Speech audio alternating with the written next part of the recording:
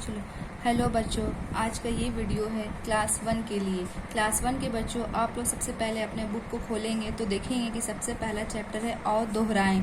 और दोहराएं का मतलब है इस चीज़ को आप पहले पढ़ चुके हो, बस उसको एक रिवीजन के तौर पर एक बार और पढ़ेंगे। पहला आप लोग देखोगे कि सबसे पहले है स्वर। आप बोलोगे कि स्वर किसे कहते हैं, तो स्वर जिन वर्ण, यहाँ पे आपका दिया हुआ है, स्वर जिन वर्णों के उच्चारण में अन्य किसी वर्ण की सहायता नहीं ली जाती है उन्हें स्वर कहते हैं। या फिर एक आसान तरीके से ये भी आप बोल सकते हो, सर्वे ध्वनियाँ होती हैं जिन्हें उच्चारण करने के लिए अलग ध्वनियों की मदद नहीं लेनी पड़ती है। जैसे आप ये देख सकते हैं, अ ई उ री ए ओ औ। ये टोटल स्वर जो होते हैं वो 11 होते हैं। चलिए आइए एक बार और काउंट कर लेते हैं। 1 2 3 4 5 6 7 8 9 10 11। चलिए अब उसके बाद आप लोग ये देखेंगे कि इन्हीं स्वर को बोलने में ज़्यादा समय लग रहा है, किसी को बोलने में कम समय लग रहा है। तो अब ये देखेंगे कि कौन से स्वर को बोलने में ज़्यादा समय लग रहा है और कौन से स्वर को बोलने में कम समय लग रहा है। चलिए आइए देखते हैं। अ को बोलने में हम लोग को ज़्यादा समय नहीं लगा। आ को बोलने में हम लोग को ज़्यादा समय लग रहा है। ई को बोलने में कम समय लगा। ई को बोलने में ज़्यादा समय लगा। ऊ कम समय लगा। ऊ ज़्यादा समय लगा। री इसको भी बोलने में हम लोग को कम समय लगा। ए ओ औ ये चारों को बोलने में भी ज़्यादा समय लग रहा है। अब ये देखेंगे कि जिनको बोलने में कम समय लगता है उन्हें हम लोग बोलते हैं हर्ष स्वर, और जिन्हें बोलने में ज़्यादा समय लगता है उन्हें बोलते हैं दीर्घ स्वर। अब देखेंगे ये भी कि हर्ष स्वर में कौन से स्वर आते हैं और दीर्घ स्वर में कौन से स्वर आते हैं।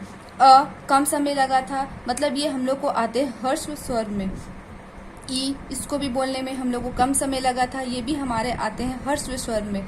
अब ऊ को बोलने में भी कम समय लगा था, ये भी हमारे आते हैं हर्ष स्वर में।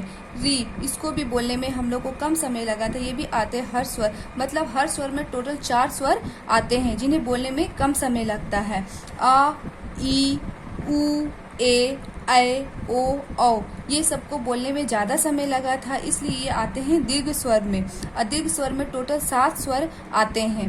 अब आप लोग ये सोचोगे कि इसमें अन आह नहीं है, तो अन आह जो होता है वो अयोग वह होता है, और हम लोग उसको एक इजी तौर पे अन को हम लोग अनुस्वार भी बोलते हैं और विसर्ग को हम लोग अह बोलते हैं। आइए देखते हैं। सबसे पहले अनुस्वार। अनुस्वार किसे कहते हैं? इनको एक बिंदु के रूप में अक्षरों के ऊपर लगाया जाता है। इनका उच्चारण नाक की झनकार से होता है, जैसे अन। मतलब इसको अन को बोलने में हम लोग को क्या होता है कि ये एक बिंदु है जिसको हम लोग को अक्षर के ऊपर लगाया जाता है। जैसे क्या होता है कि लंदन, अंगूर, बंदर, ये सब होते हैं अन। ये हमारे अक्षर के ऊपर बिंदु लगा। जैसे लंदन में देखा जाए तो ला के ऊपर अन का बिंदु लगा, तो मतलब होता है कि किसी अक्षर के ऊपर जिस बिंदु को लगाया जाता है उसको हम लोग अनुस्वार कहते हैं, और इसका आवाज़ जो है वो नाक से निकलती है। जैसे अन, मतलब हम लोग को नाक से आवाज़ इस चीज़ को निकल रही। अब दूसरा देखेंगे विसर्ग। इसको 2 बिंदु के रूप में अक्षरों के आगे, शब्दों के बीच और अंत में लगाया जाता है। इनका उच्चारण आधे हा की भांति होता है, जैसे अह।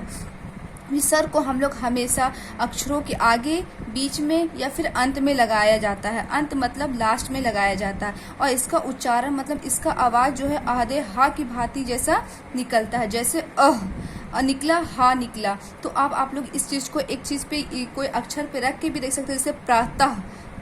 प्रातः में हम लोग को लास्ट में आ रहा है आह, विसर्ग। वैसे ही होता है कि इसका एग्जाम्पल इसी के तौर पे और भी बहुत चीज़ जैसे ले सकते हैं, जैसे अतः, ये सब भी हो गया। नमा, सबको ये सब लास्ट में आ रहे हैं हम लोग। दुख में हमारा विसर्ग जो है वो बीच में आ रहा है। इसके एग्जाम्पल के तौर पे आपको बहुत सारे मिल जाएंगे।